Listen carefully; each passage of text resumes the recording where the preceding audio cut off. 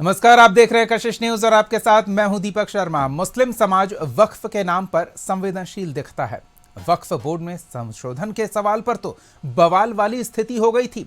सड़क से संसद तक जो विरोध हुआ उससे सरकार बैकफुट पर दिखी। विरोधियों ने तो बिल के जेपीसी में भेजे जाने पर सरकार के बैकफुट पर आना ही बताया था।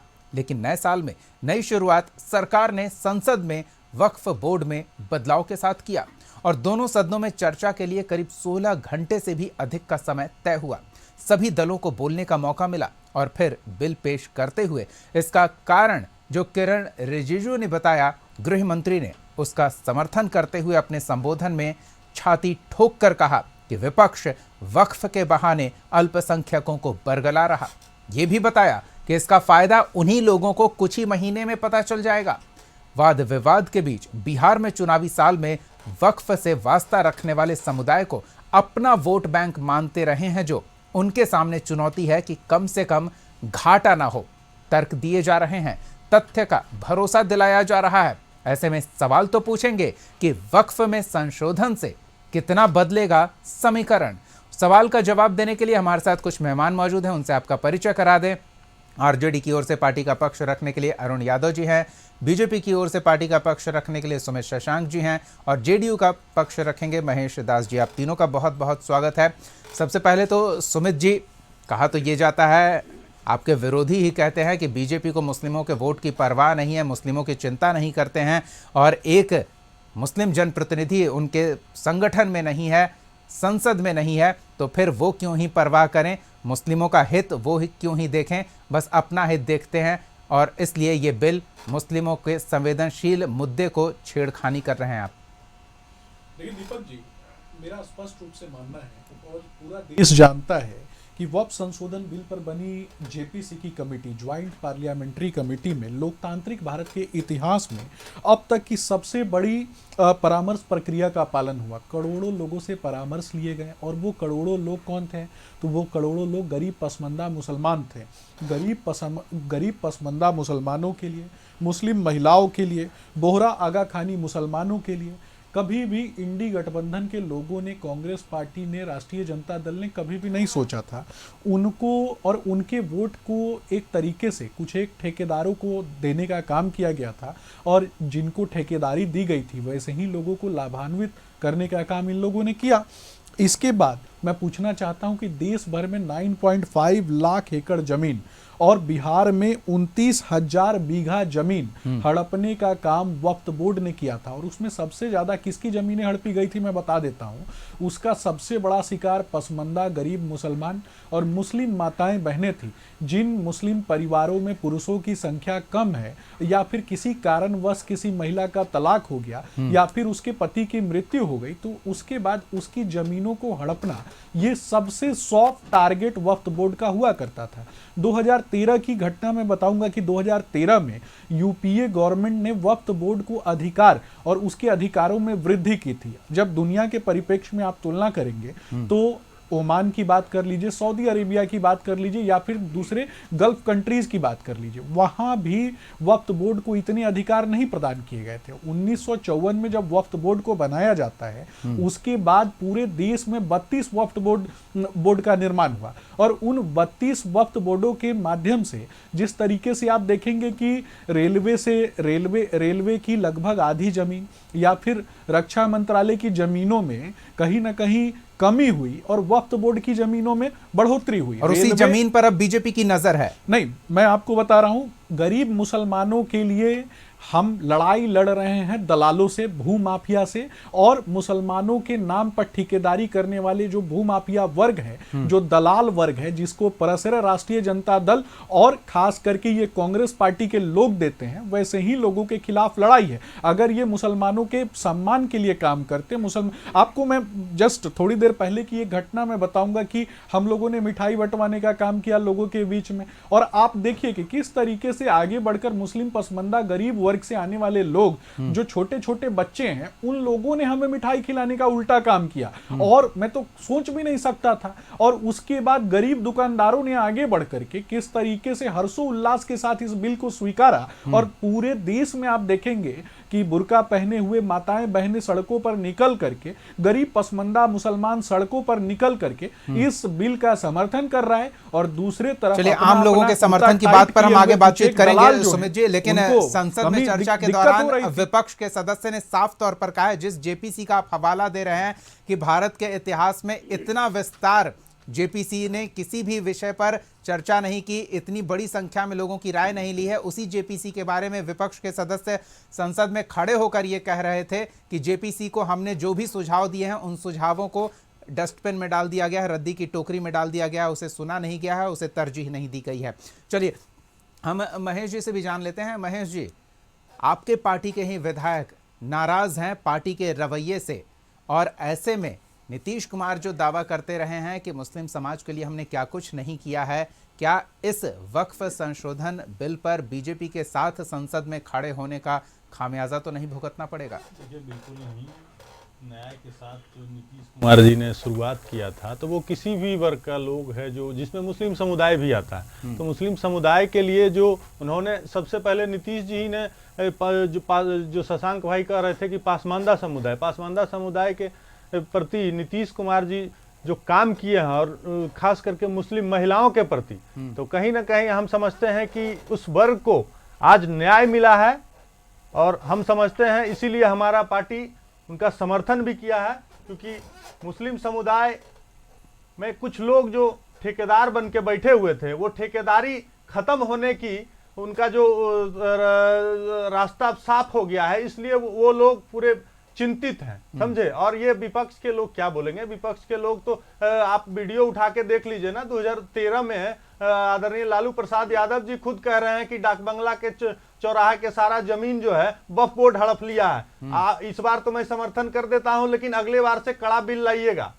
तो समझिए आप, लालू जी भी खुद समर्थन में है। इन लोगों तो बस तुष्टीकरण की राजनीति के लिए उनका समर्थन कर रहे हैं, क्योंकि विपक्ष में है। इन लोग भी अंदर से खुश होंगे। चलिए जान ही लेते हैं, अरुण जी हमारे साथ बैठे हुए हैं। अरुण जी, ललन जी ने संसद में जब अपनी बात रखी तो वहां भी लालू प्रसाद यादव आ गए, अमित शाह ने जब अपनी बात रखी तो वहां भी लालू प्रसाद यादव आ गए। ये तो समझ में आ रहा है कि सत्ता पक्ष लालू प्रसाद यादव को किसी न किसी तरह से जो उनकी छवि है उस छवि पर प्रहार करने का कोई मौका नहीं चूक रहा है, लेकिन जब बात वक्फ में संशोधन की आती है, लालू प्रसाद यादव के समर्थन की बात होती है, तब आरजेडी का क्या रुख रहेगा? देखिए दीपक जी, ये लोग जिसकी आप चर्चा कर रहे हैं, अमित शाह जी और ललन सिंह जी, ये तो अब कह सकते हैं जदयू ही एक भारतीय जनता पार्टी का प्रकोष्ठ हो गया। आधिकारिक तौर पर विलय होना बाकी है, और भारतीय जनता पार्टी का तो चरित्र जगजाहिर है। वो ना देश के संविधान को मानते हैं, ना देश के सेकुलर हमारा जो मुल्क है उसको मानने को तैयार है। देश का जो ताना बाना है उसे लगातार वो तहस नहस करने के लिए हर कदम बढ़ाती। तो भारतीय जनता पार्टी का तो चरित्र उजागर है, लेकिन अब तो नीतीश जी का भी चरित्र उजागर हो गया। नीतीश कुमार जी लगातार कहते थे कि हम मर जाएंगे, मिट्टी में मिल जाएंगे, लेकिन किसी से समझौता नहीं करेंगे। क्राइम, करप्शन, कम्युनिज्म से किसी भी हालत में हम समझौता नहीं करेंगे। आज वो सत्ता के लिए, कुर्सी के लिए आज अपने आंखों से संविधान के लिए तो आप लोग राजनीति करते हैं। महेश जी हम लेंगे आपकी प्रतिक्रिया, हम समझ रहे हैं आप क्या बोलना चाह रहे हैं, वो सवाल मैं खुद रख दूंगा अरुण जी के सामने, लेकिन एक बार अरुण जी की बात पूरी हो जाने दीजिए। ठीक है, हम लोगों ने न्याय दिया है, महेश जी पार्टी महेश जी नहीं ठीक है महेश जी, एक बार अरुण जी की बात पूरी हो जाने दीजिए जी। अरुण जी के लिए नीतीश कुमार जी ने जो काम किए हैं वो आपकी सर्टिफिकेट की जरूरत नहीं है। ठीक है महेश जी, एक बार उनकी बात सुनते हैं ना जी। अरुण जी बोलिए, अरुण जी बोलिए। नहीं इनके जाल में ना फंसिए, आप मुद्दे पर ही रहिए। नहीं मैं मुद्दे पे हूँ जी। मैं डिबेट के गरिमा को गिराना नहीं चाहता, और जिसकी बारे है अपने बारे में जो कहना है कहिए। चलिए तो इसलिए दीपक जी, यह जो बिल है, राष्ट्रीय जनता दल और हमारे आदरणीय नेता लालू प्रसाद यादव जी, हमारे नेता तेजस्वी यादव जी शुरुआती दिन से कह रहे हैं यह गैर जरूरी बिल है और संवैधानिक है। मुल्क का जो सेकुलर ताना बाना है उसको तहस नहस करने वाला बिल है, नफरत फैलाने वाला बिल है, मतलब 2013 में जमीन जो को लालू हड़पने यादव जी वाला बोले थे बिल वो है। उस पर आ जाएंगे ना, एक बार उनकी बात सुन लेते हैं। 2013 महेश जी, में लालू यादव जी महेश जी बोले उस पर वो बेचैन बोलेंगे। होना था। महेश जी, हमारे सवाल का वो हिस्सा है, उस पर अरुण जी से हम जरूर तो जवाब लेंगे, लेकिन आप, उनको बोलने तो दीजिए एक बार। दीपक जी, हमारा जो संविधान का अनुच्छेद 26 क्या कहता है? किसी भी हम्म, धर्म के स्वतंत्रता पर किसी तरह का अंकुश लगाना संविधान के विपरीत। आज क्या किया? ये जो वक्फ विल है, वक्फ किसका ये नहीं नहीं कमिटी? अरुण जी, ये अब वक्फ नहीं नहीं, वक्फ बिल पे धार्मिक बात कब नहीं से हो है गया भैया। अरुण जी? अरुण जी, वक्फ धार्मिक कब से हो गया? नहीं नहीं, वक्फ की प्रक्रिया धार्मिक आप कह सकते हैं। ये वक्फ बोर्ड जो भारत में चल रहा है, ये धार्मिक कैसे हो गया? क्या कुरान में इसका जिक्र है? क्या हदीस में इसका जिक्र है? किस इस्लामिक धार्मिक ग्रंथ में वक्फ बोर्ड के गठन का जिक्र है? इसलिए मैं बता रहा हूँ। ये लीक लोड़ा देखिए पत्थर इसी को अरुण जी, कहते हैं। आप ऐसे बोलेंगे ना तो इनके आरोप सही साबित होंगे। ये संसद में छाती ठोक कर कह रहे हैं कि विपक्ष बरगला रहा है मुस्लिमों को। काला अक्षर आप भैंस सुनेंगे बराबर। ना दीपक जी। जी, आप सुनेंगे, आपके सवाल का मैं जवाब दे रहा हूँ। जी, सुन रहे हैं।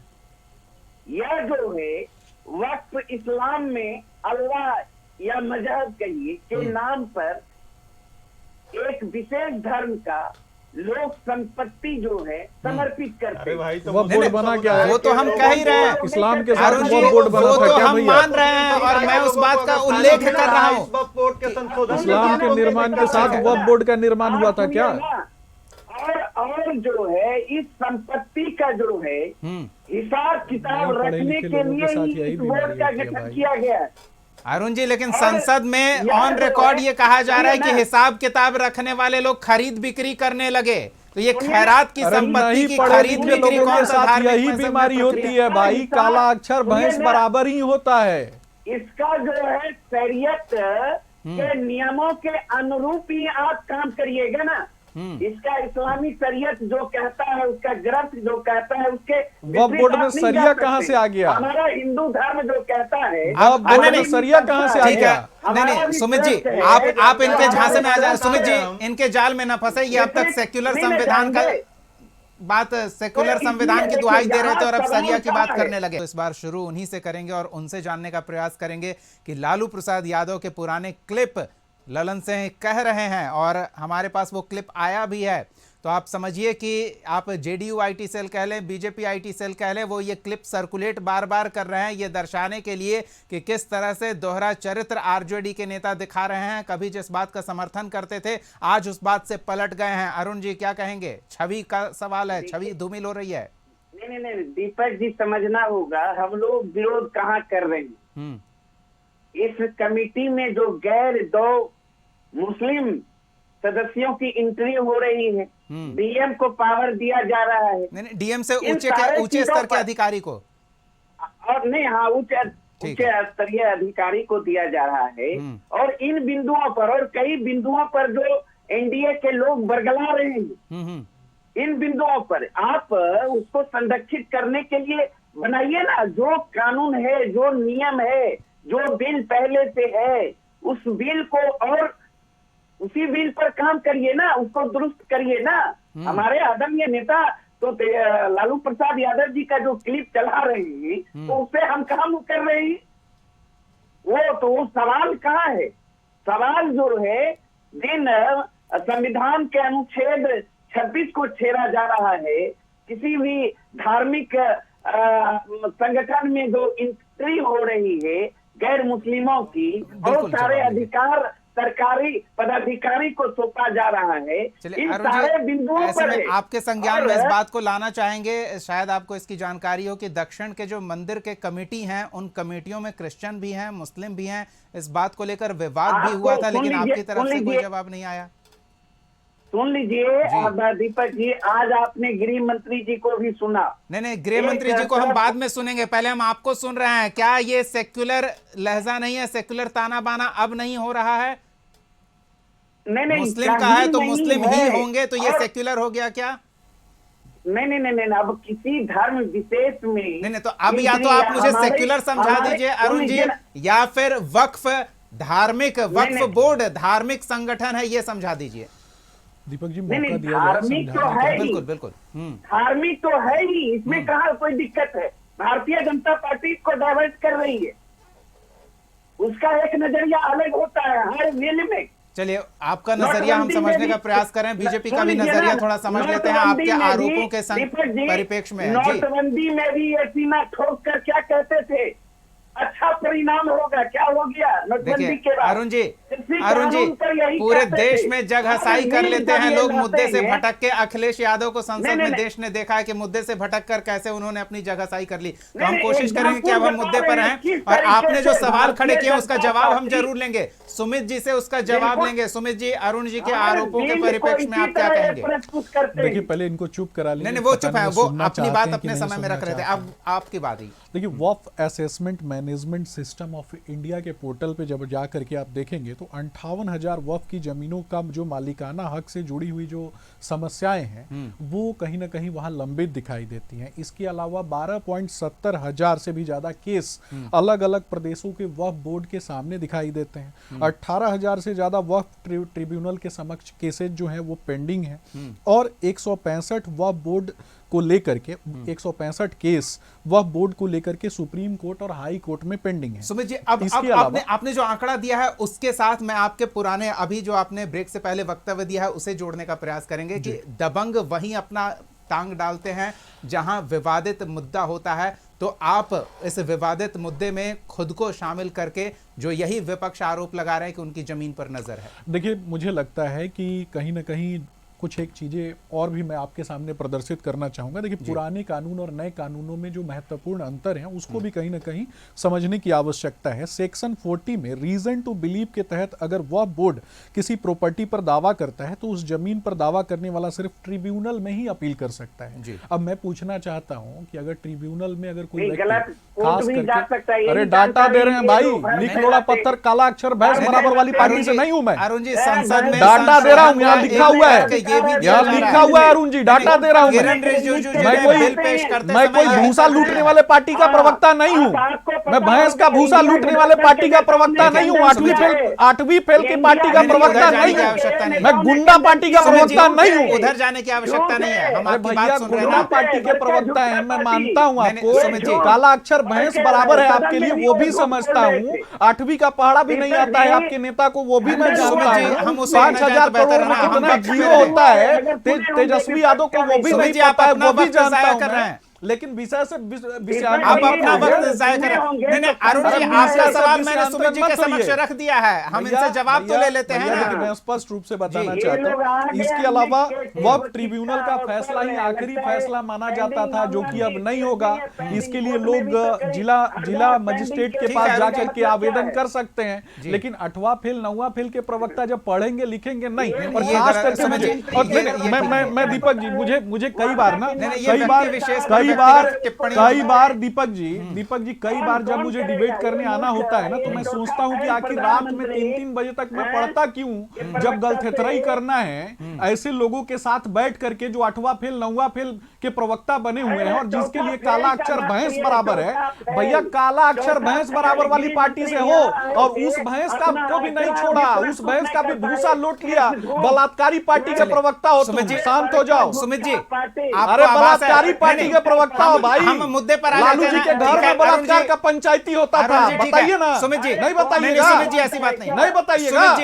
सुमित जी, नहीं हम देखिए, आप मुद्दे से जानबूझकर भटक रहे हैं, तो ये इनका आरोप फिर लोग कैसे विश्वास नहीं बात हो रही है। सुमित जी, आप ये बताइए ना, आप ये बताइए। गुंडा पार्टी के प्रवक्ता हो भाई, तुम्हारा सुमित जी, नेता तड़ीपार है, सुमित जी, नेता भूसा लुटेरा है। आप मुद्दे से भटक रहे हैं, जिससे पता लग रहा है कि आप मुद्दे पर बोलने से बच रहे हैं, आप आरोपों पर जवाब देने से बच रहे हैं। नहीं, आप आरोपों पर जवाब दीजिए ना, वो आरोप लगा रहे हैं उस पर आप जवाब दीजिए।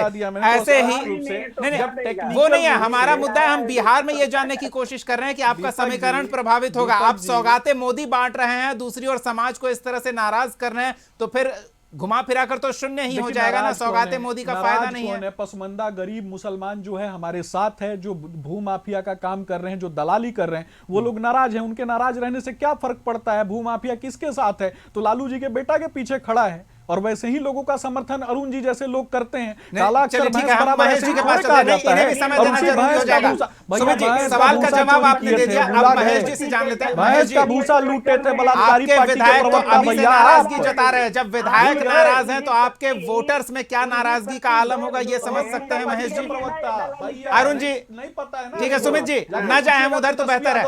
सुमित जी, आपकी बारी आएगी फिर। बदला जाता था। आप अपना समय व्यर्थ कर रहे हैं सुमित जी। महेश जी, आप जवाब दीजिए। महेश जी, देखिए, सबसे आपके पहले- विधायक ही नाराज है तो मतदाताओं में नाराजगी का क्या आलम होगा, ये समझ भाई। लीजिए। निकल जाना है। बताइए महेश जी। क्या गुंडा पार्टी के प्रवक्ता हो भाई। सुमित जी, ये ठीक नहीं है ना, ये ठीक नहीं है।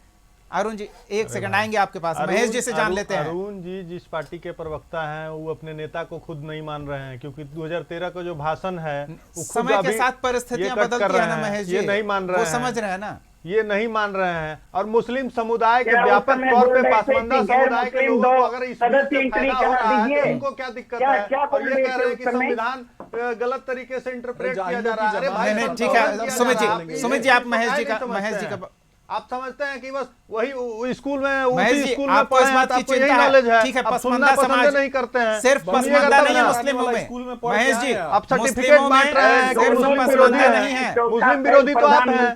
लालू जी का बेटा बकरी आपका बेच वोट रहा बैंक है। छिटक रहा है महेश जी। जो मुट्ठी भर मुस्लिम के साथ हैं आप। महेश जी, मुस्लिम आपका समुदाय वोट के बैंक महिलाओं छिटक के रहा है साथ ना। नहीं हैं आप। नहीं महेश जी, आप अपनी बात कीजिए ना, वो किसके साथ है अरे किसके भाई, साथ नहीं है, हमको वो उनकी बताना- समस्या हमको इनके है। आप सर्टिफिकेट चुनाव की की जरूरत चिंता नहीं। कीजिए ना। अरे आपके हम- पार्टी के विधायक अरे खुलकर भाई, विरोध कर रहे हैं तो हमको- विधायक में हम- नाराजगी का ये अरे आलम है तो मतदाताओं में क्या आलम होगा। दीपक जी, मुस्लिम हमको समाज इनके तो प्रसन्न सर्टिफिकेट की पटाखे जरूरत उड़ा नहीं रहा है। है। बाहर नीतीश निकल कुमार कर जब से देख सत्ता लीजिए। संभाले हैं बिहार में मुस्लिम समुदाय के लिए कितना काम किए हैं इनको पता भी होगा। नहीं, जब तो इनके सारे समय में किए दंगा कराए हुआ पर है तो पानी हमारे फिर जाएगा ना नीतीश कुमार जी इसमें। की सरकार नहीं ने फिरेगा यहाँ दीपक आके जी, न्याय नहीं दिया फिरेगा। है।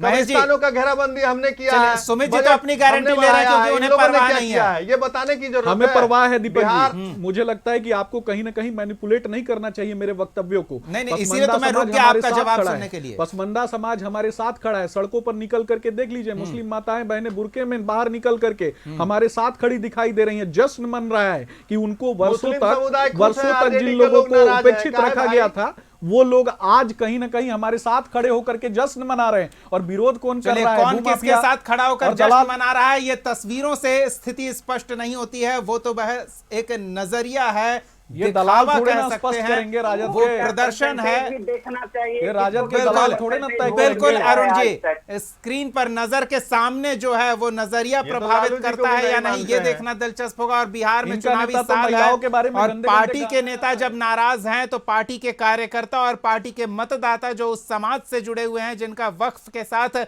संवेदना जुड़ा हुआ है, वक्त के साथ उनका संवेदनशील रिश्ता है, उनकी नाराजगी कहीं पार्टी को चुनाव में नुकसान न पहुंचा दे, इसकी चिंता जरूर सभी दलों को होगी। और वही चिंता असर डाल रही है संसद में वक्फ संशोधन बिल पर चर्चा के दौरान उनके संबोधन में।